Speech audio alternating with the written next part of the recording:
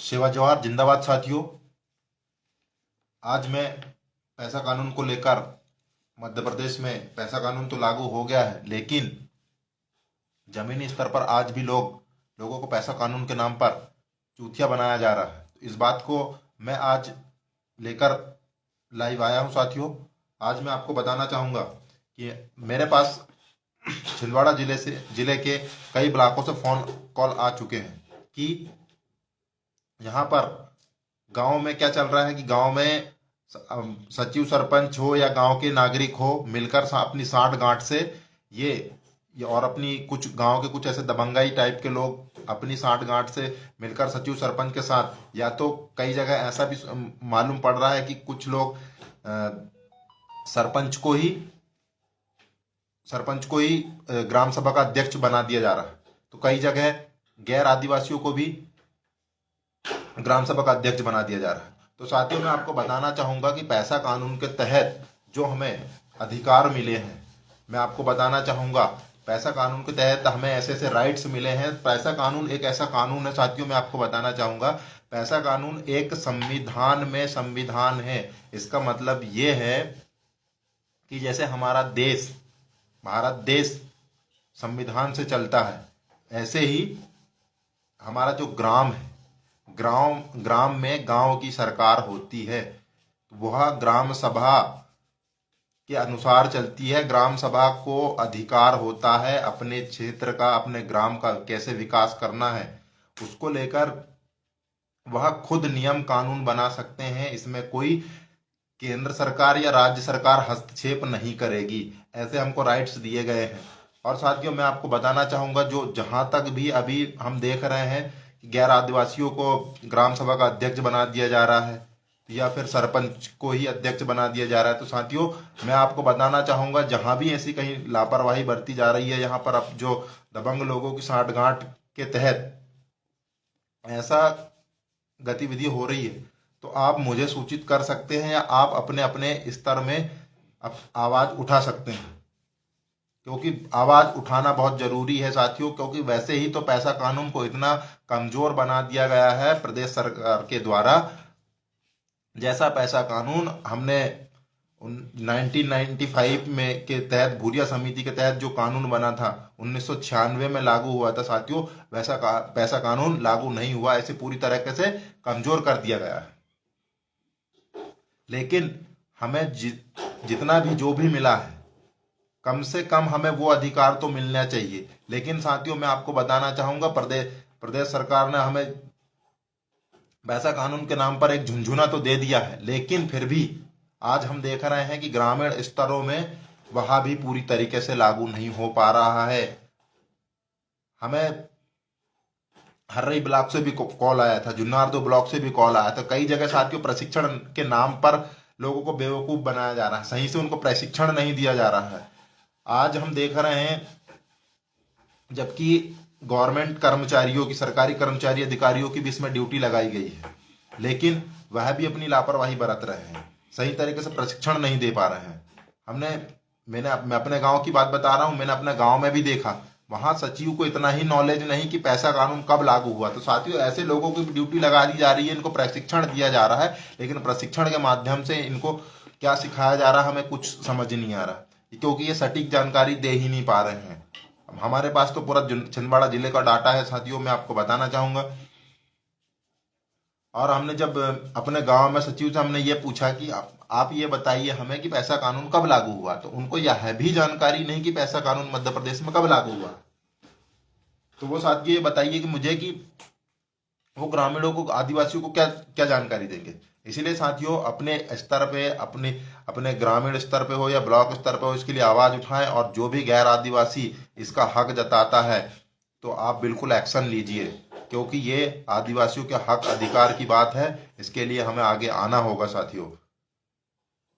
और मैं आपको बताना चाहूंगा, जैसे ग्राम सभा का गठन, ग्राम सभा का जो गठन होगा उसमें चाहे तो ऑप्शनली है साथियों, मैं आपको बताना चाहूंगा, चाहे तो गैर आदिवासी एक दो को हम सदस्यता दे सकते हैं, लेकिन उसमें जो अध्यक्ष रहेगा, ग्राम सभा का जो अध्यक्ष रहेगा, वह आदिवासी ही रहेगा, गैर आदिवासी नहीं रहेगा। इस बात को मैं आपसे अवगत करा दूं।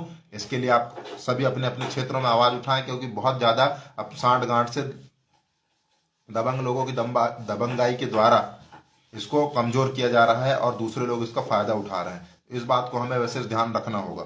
और मैं बताऊंगा इसकी जो ग्राम सभा की जो सचिव रहेगा, वो या तो ग्राम पंचायत का जो सचिव है वह रहेगा, या फिर अपने क्षेत्रीय स्कूलों के कोई शिक्षक को अपन उस सचिव के रूप में रख सकते हैं, या फिर गांव का कोई पढ़ा लिखा व्यक्ति भी एक सचिव का काम कर सकता है। इस बात को मैं आपको बता देता हूँ। और ग्राम ग्राम सभा की सूचना सूचना के लिए साथियों एक विशेष प्रावधान है कि गांव में एक मुनादी कराई जाए, ताकि सभी ग्रामीणों को पता चले कि ग्राम सभा आज ग्राम सभा होने वाली है। इसके लिए 7 दिन पहले ही ग्रामीणों को एक डोंडी पीटने के माध्यम से या फिर एक मोबिलाइजर की नियुक्ति हुई है हर एक ग्राम पंचायत में। हर एक ग्राम पंचायत में मोबिलाइजर की नियुक्ति उसी लिए हुई है, पैसा एक्ट के तहत ही उसकी नियुक्ति हुई है। पैसा एक्ट भले ही लेट लागू हुआ, लेकिन नियुक्ति पहले हो चुकी है साथियों, इस बात को आप जान ले। तो मोबिलाइजर का काम है कि गांव गांव में सूचना देने का, गांव में वह सूचना देगा कि इस दिन ग्राम सभा रहेगी, ये चीजें हैं। और साथियों जैसे शांति विवाद निवारण समिति एक ग्राम सभा के तहत बनेगी, तो उसमें यह होगा कि ग्राम सभा में ये सोना, अभी तक हम देखते थे कि छोटे छोटे मसलों को लेकर अपने ग्रामीण स्तर के लोग सीधे कहाँ चौकी थाने चले जाते थे। तो साथियों अब ये हमारी जो संविधान के तहत 13(3) का के तहत जो हमारी रूढ़ी प्रथा जो चलती है हमारी, उसमें हम हमारी रूढ़ी प्रथा के अनुसार हम लोग क्या करते हैं कि गांव के छोटे मोटे जो निपटारे वाद विवाद जो होते हैं, तो उसका हम अपने स्तर से निपटारा कर लेते हैं। ये चीजें होती है। तो ऐसी व्यवस्था भी है साथियों। तो हमें पुलिस थाने चौकी न्यायालय जाने की जरूरत नहीं है। गांव में ही गांव की सरकार रहेगी और वह ही सब इसका निराकरण भी करेगी।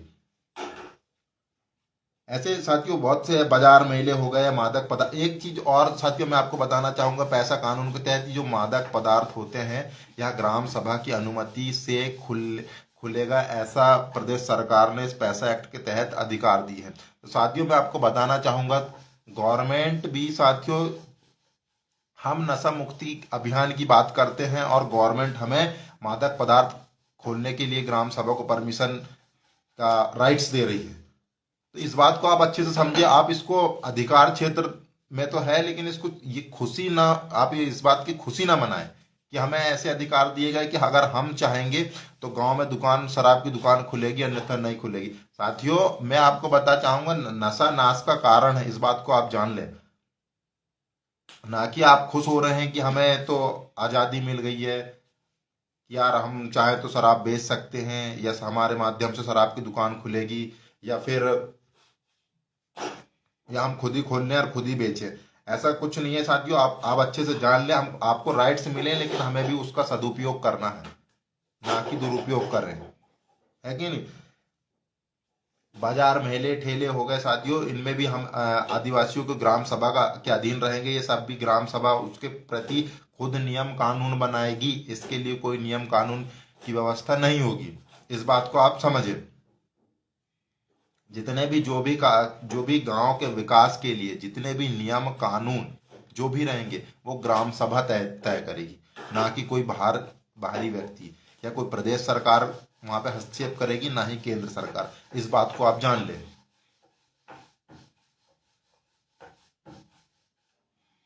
और कोई साथियों कुछ जानकारी चाहिए तो वो बोल सकता है। मैं आज फर्स्ट टाइम लाइव आया हूं साथियों, तो मैं ज़्यादा वीडियो को लंबा ना करते हुए मैं या फिर अपनी बात को यहीं पे वाइंड अप करूंगा। और साथियों जो साहूकारी चलती है गाँव में, तो वो साहूकारी का प्रति भी ग्राम सभा एक्शन ले सकती है साथियों। जैसे कि अभी तक हम देखते थे कि क्या है, हमारे जो आदिवासी भाई होते हैं वह गरीब तबके के लोग हैं, इसीलिए हमें प्रदेश सरकार ने जो भी राइट्स दिए हैं ताकि हम खुद का विकास कर सके, अपने गांव का विकास कर सके साथियों। तो मैं आपको बताना चाहूंगा कि कुछ कंडीशन ऐसी बनती है कि हमारे जो आदिवासी भाई जैसे किसी से कर्ज लेते हैं, साहूकारी कहे तो साहू लोग से, या फिर जो भी अदर गैर आदिवासियों से, जैसे अपन कर्ज लेते हैं, तो वहाँ सामने वाले से जिससे कर्ज लेते हैं, तो उसके द्वारा हमें प्रेशर बनाया जाता है कि आप हमें पैसा दीजिए या जो आप फिर जमीन ये वो का मतलब दुनिया भर का वो नाटक करते हैं। तो साथियों, इसमें भी यह प्रावधान है कि जब आपके पास व्यवस्था होगी तब आप उसको देंगे, वह आपके ऊपर किसी प्रकार का दबाव नहीं बनाएगा, इस बात को आप जान लें। लेकिन इसका मतलब ये नहीं कि साथियों कि हम इस चीज का दुरुपयोग गलत तरीके से प्रयोग करें। ठीक है साथियों, वीडियो ज़्यादा लंबा ना करते हुए मैं फिर इस वीडियो को यहीं पे वाइंड अप करूंगा साथियों। अगर कोई साथियों को कुछ पूछना हो या फिर कुछ जानकारी लेना हो तो वह मुझसे पूछ सकता है।